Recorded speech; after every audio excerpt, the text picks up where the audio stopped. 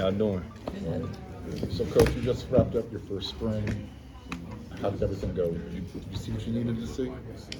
Yes, man, the guys been working ever since spring been over. Everyone been working on everything they need to work on to get better, while also strengthening their strengths.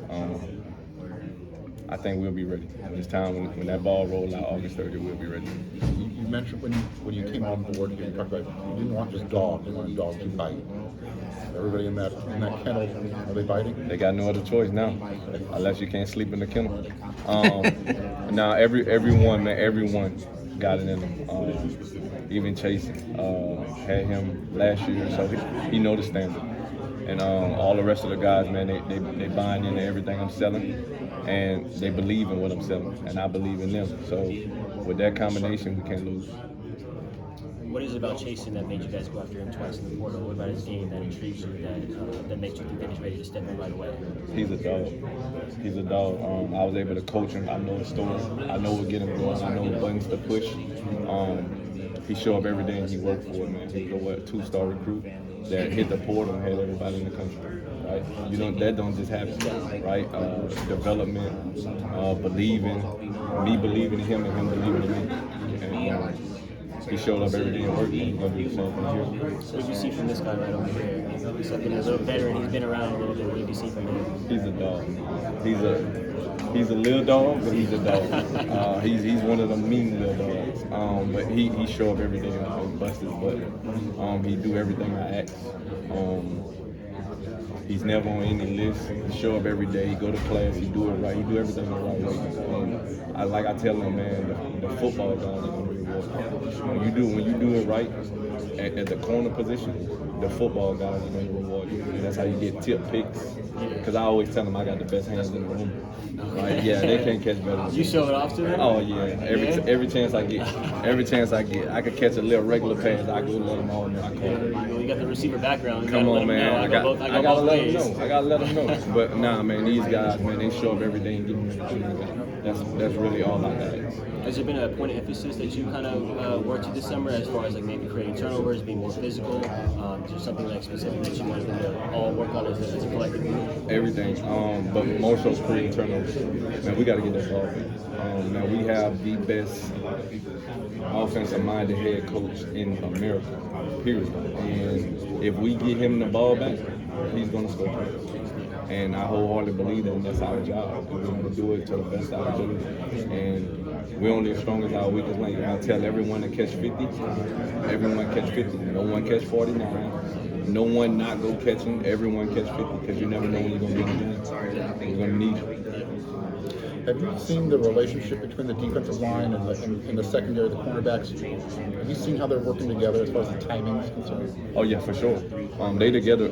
One, I see them together in Galen more than normal, right? And that's a great sign. I played on the national championship team where the D-line and the corners were best friends because they need us and we need them. It might be a time where they can't get there in time. We got to stay sticky in coverage. Or it might be a time we get beat, but they get back there. So it works hand in hand, right? So they got to be best friends. Just like the linebackers and the safeties, they got to communicate the most, right? So it's football really take 11 people, and it take 11 guys to really do their job. And it don't matter what Coach Lynn calls. If 11 guys doing their job, we got a chance to win that play. And we just got to win every play. We're not trying to win the series. If we win every play, we're going to do our job. Who are your best open field tacklers right now? Because corners have to do a lot more now, it seems like. There's always going to be those one-on-one moments. Who are the guys you really trust right now? I trust all of them. Some did it better than others at previous schools, but we all here at USC now. We all won, and when that ball rolled out in about 2 days, we hitting the ground running tackle. Because no one is going to be able to look at USC and say, man, let's motion down because their corners don't want to tackle. That's not going to be. We're not doing that. And if you're on that list, it's going to be hard for you to play for me, right? So we roll, and they know it. It's a mindset. Every single day we're going to hit each other. And we're going to hit each other. I don't want to put the running backs over here. No. We're going to hit each other. We're going to make each other tougher. We're going to get each other ready to go to war. And every chance I get, we're hitting the ground. We're doing it. So ask me this question about a week or two. You can DM me and ask me. I'll give you the answer. So I would just, the follow-up is just, they let you do less and less hitting as the years go on. What's the challenge to getting them to that level when you don't have as much time as you did 5 years ago, or even when you played, right? We hit each other. So nowadays, because football changing, so you got to change with it. So if they're going to take that away from us, we got to find a way to still rep that.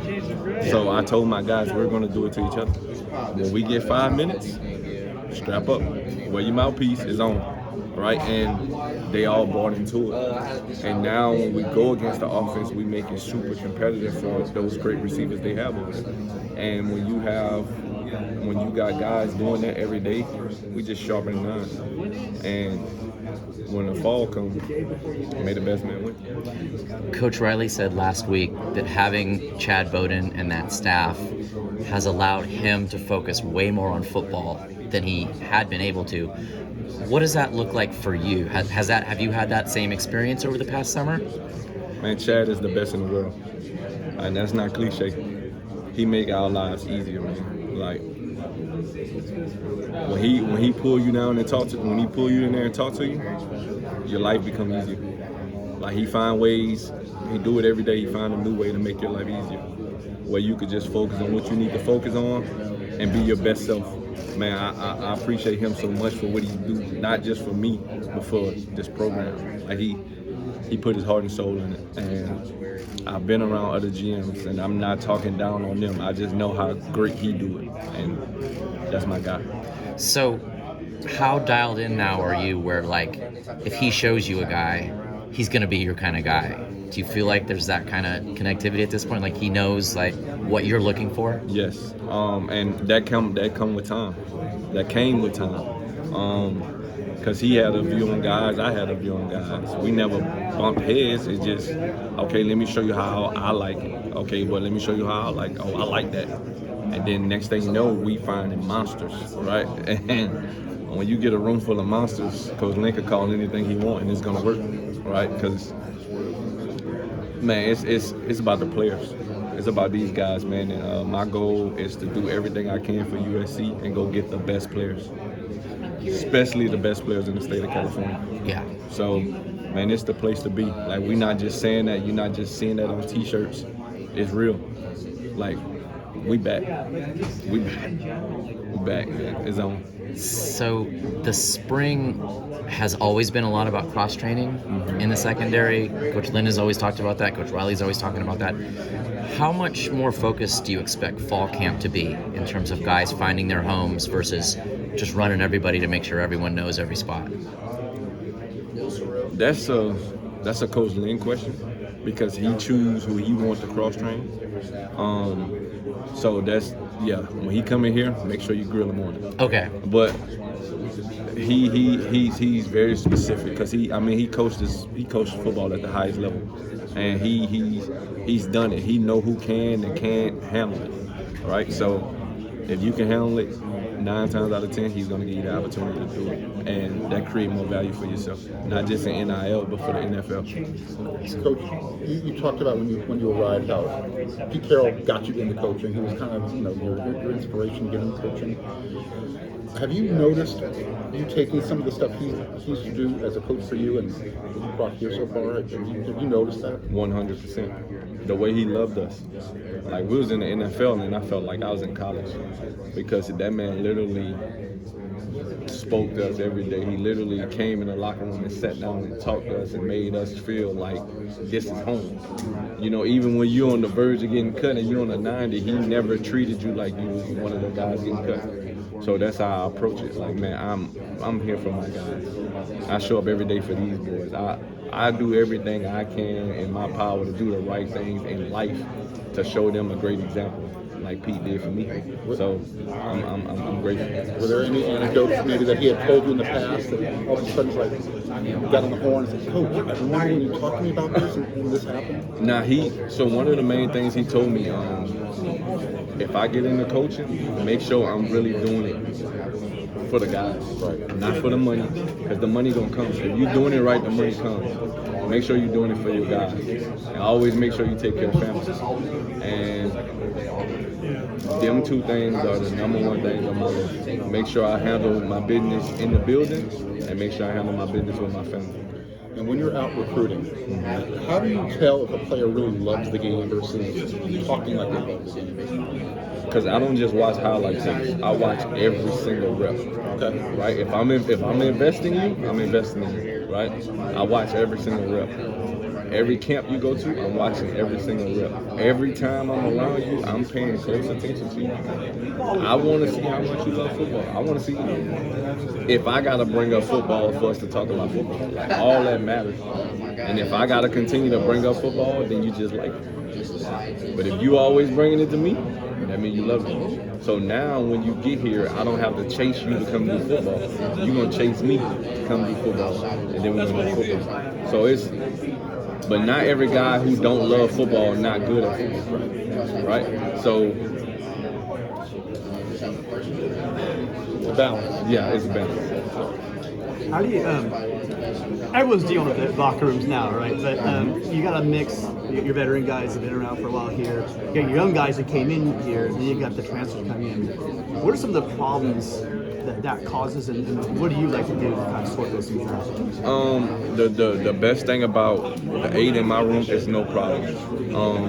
Everyone uplifts each other every day. That was one of my standards from the start. We're not doing no hating on each other. And the standard is the standard from freshman to senior. And everyone show up every day encouraging their brothers to get better. And it's times now where I don't even, if you're doing something wrong, I don't have to tell you. There's someone in the room gonna tell you. I seen a freshman tell a senior he was doing something wrong. That's when I knew we was going in the right direction. Because when I grew up, freshmen didn't tell seniors anything, right? So, but to see that senior react and say, "Man, you're right," that let me know where our room is headed. We're walking as one. We're a one. And this fall, we just got to make sure we continue to stay as one in that room. It's no mystery. I mean, the wide receivers will argue it, but usually the biggest characters in the cornerback room. I agree. But what would you? How would you characterize these guys on the field, though, as a group? You know, as a group, you'd give them. What would this be as a coach? You're looking at them, you see these young guys in there. What's their personality of the group as a whole? These guys some clowns, man. They're some clowns, man. But when it's time to work, they work, and that's why I can sit back and joke with them. Because when I snap my finger, those guys are locked in, and they're giving me everything they got. And then when we get a chance to joke around, I'm the first one to crack a joke. I'm getting it started so they know we it's safe zone. Everybody good. We can have fun now. And man, the way they respond, the way they show up every day, the way they work, man, they deserve that. They deserve a coach that's going to let them be themselves. Because I don't want to be hard up all the time. This is going to be a time where I really got to be hard up, right? I don't want to waste that by trying to be hard up for nothing. You know, so man, just if you're a clown, be a clown, right? Step in real quick, coach. You want to hold it front. Oh, for sure. Welcome to